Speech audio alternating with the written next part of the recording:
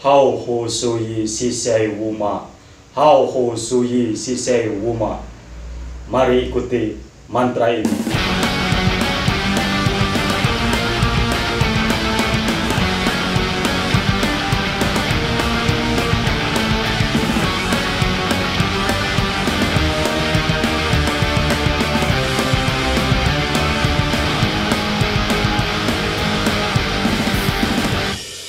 Halo guys, kembali lagi bersama saya Agus di Kolom Sinema. Setelah sekian purnama saya tidak hadir di Kolom Sinema karena ada beberapa kesibukan dan rutinitas yang tidak bisa ditinggalkan. Akhirnya kali ini saya bisa balik lagi di Kolom Sinema untuk membahas film-film yang memang layak dibahas dan memang film yang sedang boom di masyarakat. Dan kali ini kita akan membahas satu film yang satu minggu terakhir banyak dibicarakan oleh kawan-kawan pecinta film. Kemudian film yang digadang-gadang sebagai bukan salah satu film yang digadang-gadang sebagai film terbaik sepanjang sejarah perfilman Taiwan. Dan juga dikatakan bahwa film ini menjadi film horor terbaik tahun ini untuk sementara, karena kita tahu tahun 2022 masih panjang dan tidak menutup kemungkinan juga banyak film-film horor baru yang berkualitas yang bisa menandingi boomingnya film Incantation ini. Incantation itu kalau bahasa Indonesianya mantra. Ya, filmnya tidak jauh-jauh dari permantraan, kemudian permistisan, karena film ini film horor. Akan saya ceritakan secara garis besar terkait film Incantation ini. Karena film ini bentuknya mock dokumentari atau film yang divisualisasikan sebagai dokumenter dengan harapan bahwa film ini terlihat sangat realistis, dengan harapan agar film ini terlihat sangat nyata, maka dibuatlah jadi konsepnya itu mock dokumenter. Menceritakan seorang ibu yang mengambil hak asuh anaknya dari panti asuhan. Kemudian ibu itu berhasil mengambil hak asuhnya, kemudian anak perempuannya dibawa tinggal bersama ia di rumahnya. Kemudian anaknya sedikit agak canggung mungkin karena tinggal bersama ibunya yang sekian lama tidak bertemu. Kemudian sang anak ini di panti asuhan memiliki seorang pengasuh laki-laki yang ia panggil sebagai ayah. Hal itu membuat si pengasuh laki-laki ini merasa terharu karena sepanjang hidupnya dia tidak diberi kesempatan untuk memiliki anak, dan ada seorang anak di panti asuhan yang memanggil dia ayah. Maka dari itu si pengasuh ini merasa sangat sayang ke anak perempuan ini. Dan setelah si anak tinggal di rumah ibunya yang baru, mulailah hal-hal mistis dan hal-hal aneh terjadi. Ini ternyata dilatar belakangi oleh kejadian pada 6 tahun lalu, ketika si ibu bersama rekan-rekannya yang kalau sekarang YouTuber mencari konten, dan kebetulan konten dari si ibu bersama kawan-kawannya 6 tahun lalu ini adalah konten horor. Mereka mentasbihkan dirinya sebagai pemburu setan. Kemudian kelompok ini berkunjung ke sebuah kuil dan mengikuti ritual keluarga yang nahasnya ritual keluarga itu menjadi awal gerbang pembuka dari segala kutukan yang terjadi pada si perempuan ini. Di cerita digambarkan ke rekan-rekannya, 2 rekan si perempuan ini melanggar peraturan yang seharusnya tidak boleh dilanggar, kemudian menyisakan dia seorang diri dan membuat dia menjadi gila, hingga akhirnya dia terapi kejiwaan, kemudian dinyatakan sehat kembali dan bisa mengambil hak asuh anaknya. Dan si anak ini ternyata ayahnya itu adalah salah satu dari rekannya yang tewas di kuil itu. Nah, Sekarang kita bahas mengapa film ini disebut sebagai film terbaik sepanjang sejarah Taiwan. Kalau kita lihat dari sisi historis dan budaya, mengapa film Incantation ini sangat digandrungi di Indonesia?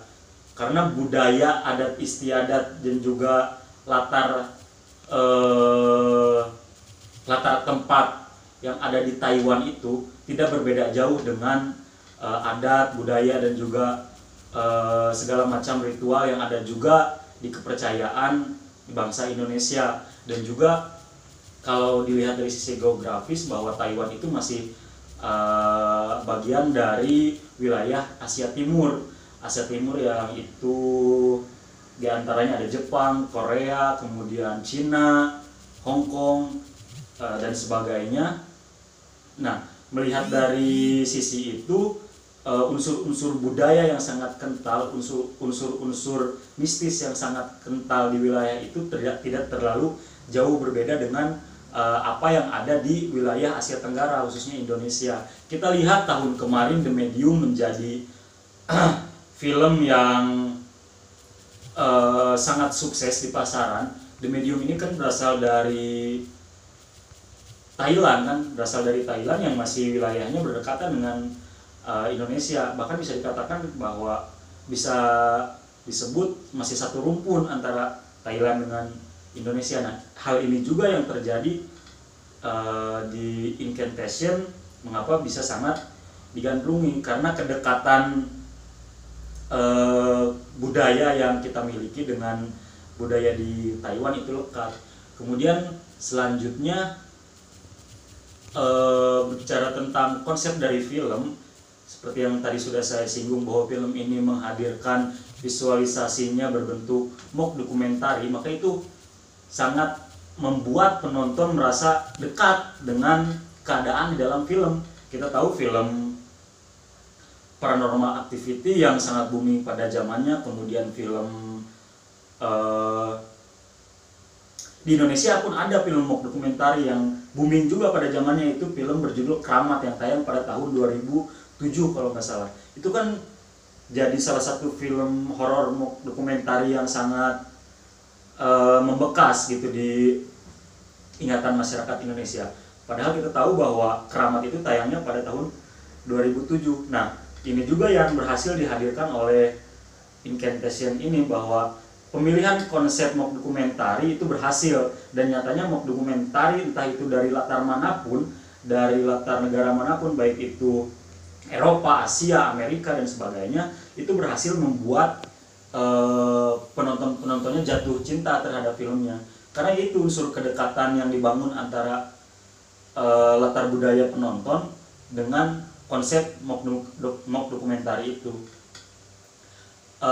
Selanjutnya banyak yang membanding-bandingkan antara film Incantation ini dengan The Curse yang berasal dari Korea kalau tidak salah. Kemudian membanding-bandingkan dengan film The Wailing, membanding-bandingkan dengan film The Medium.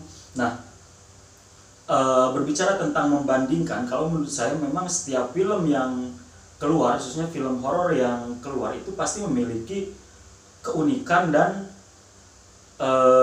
daya ledaknya masing-masing gitu. Daya ledak yang dihadirkan di The Medium dan Incantation ini hampir sama, karena mengusung tema ritual, mengusung tema mantra, dan mengusung tema kutukan serta menyelamatkan anak.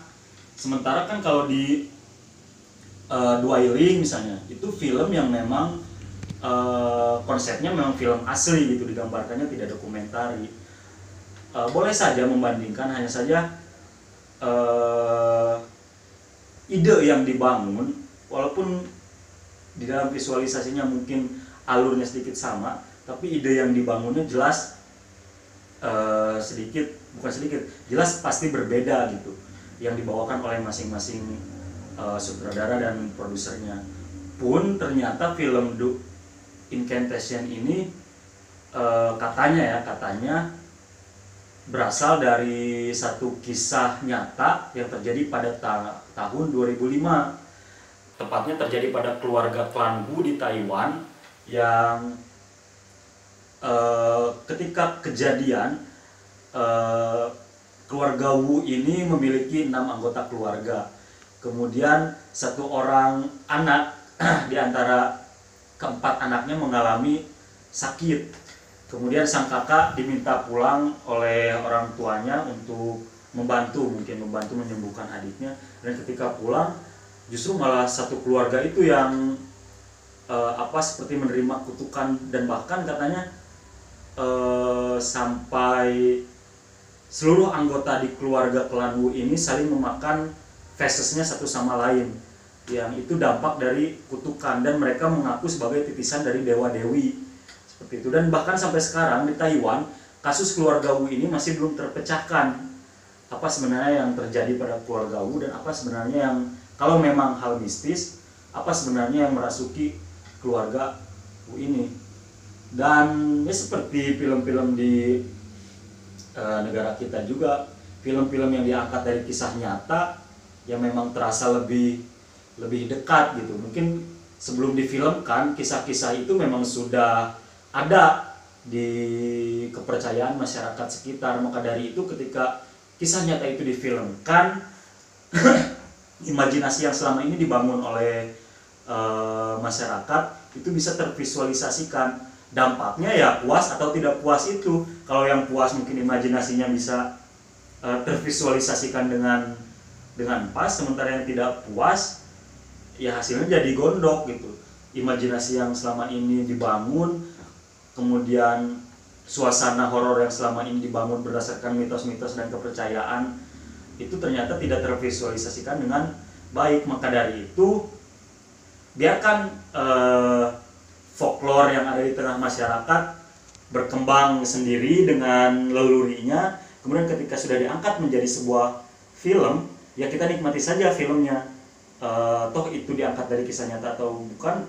Karena kalau sudah diangkat menjadi film, itu pasti memiliki batasan-batasan. Ya salah satunya durasi, kemudian sumber daya aktor, kemudian sumber daya tempat dan sebagainya. Tidak bisa semewah apa yang ada di imajinasi kita. Jadi biarkan folklore yang ada di masyarakat itu berkembang dengan jalannya, dan film juga berkembang dengan ekosistemnya. Seperti itu. Incantation ini bisa menjadi salah satu referensi kawan-kawan untuk menonton atau ketika ingin menonton film horor.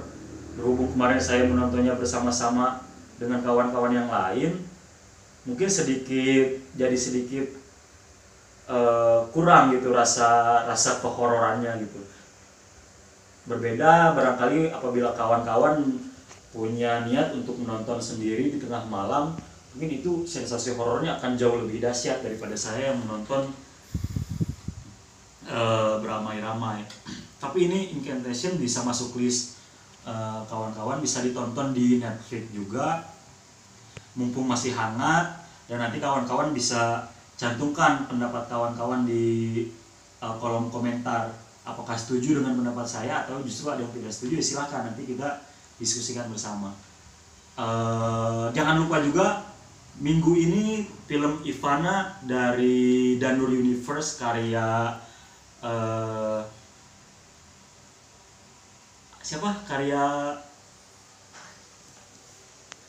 karya jurnalisa Risa Saraswati, karya Risa Saraswati, digarap oleh Timo Brother, itu akan segera tayang. Nah, Ivana ini salah satu dari cerita Danur Universe.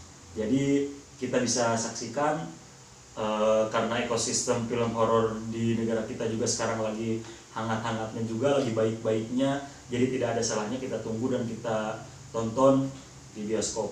Itu aja mungkin guys, pembahasan saya tentang Incantation ini. Selebihnya saya serahkan kepada penonton. Jangan lupa subscribe, komen, dan like konten-konten Langgam Pustaka TV, dan sampai jumpa di pembahasan film kolom sinema selanjutnya. Bye bye.